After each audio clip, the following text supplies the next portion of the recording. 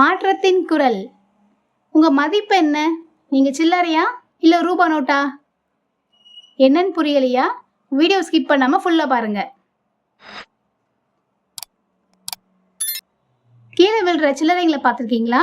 கீழே விழும்போது எவ்வளோ சத்தம் போடுன்ட்டு. அதே ஒரு 500 ரூபாய் நோட்டோ இல்லை நோட்டு கட்டோ கீழே விழும்போது ஏதாச்சும் சத்தம் கேட்குமா? சில்லறைங்களை விட கம்மியாக தான் சத்தம் கேட்கும். அந்த அளவுக்கு சத்தம் கேட்காது. ஏன்?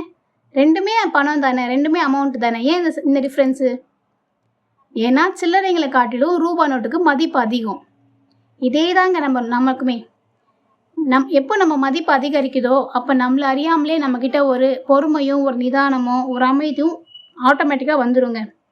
நம்ம ஒர்க் பண்ணுற பிளேஸில் நிறைய பேர் இந்த சில்லறைங்க மாதிரி தான் எப்போவுமே சண்டை போட்டுட்டு சத்தம் போட்டுட்டு மற்றவங்கள நிம்மதியாக வேலை பார்க்க விடாமல் கத்திக்கிட்டே இருப்பாங்க. மற்றவங்கள பற்றி காசிப் பண்ணிகிட்டே இருப்பாங்க.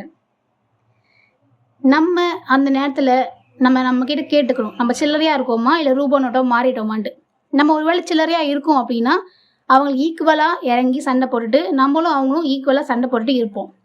இல்லை நம்ம ஒருவேளை ரூபா நோட்டை நம்மளோட மதிப்பு அதிகமாகிடுச்சு நமக்கு தோணிடுச்சுன்னா நம்ம இந்த மாதிரி சின்ன சின்ன சண்டைக்கெல்லாம் எந்த ரியாக்டும் பண்ணாமல் நம்ம உண்டு நம்ம வேலை உண்டுன்னு இருப்போம்.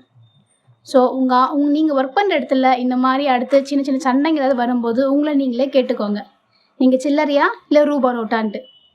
சில்லறைங்க எவ்வளோ தான் சத்தம் போட்டாலும் எவ்வளோ சண்டை போட்டாலும் ரூபா நோட்டுக்கு இணையாக வரவே முடியாதுங்க. குறைக்கூடம் தான் கூத்தாடும்.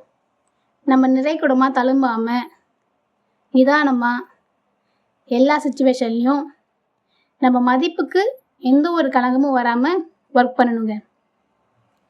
நம்ம மதிப்பு ஒரு முறை உயர்ந்துருச்சுன்னு நமக்கு தோணிடுச்சுன்னா நம்ம ஒர்க் பண்ணுற இடத்துல நடக்கிற சின்ன சின்ன சண்டை பிரச்சனைக்கெல்லாம் நம்ம எந்த ரியாக்டும் பண்ணாமல் நம்ம ஒர்க்கை நம்ம கரெக்டாக பார்த்துட்டு இருந்தாலே நமக்கான மதிப்பு நம்மளை தேடி வருங்க. தேங்க்ஸ் ஃபார் வாட்சிங்.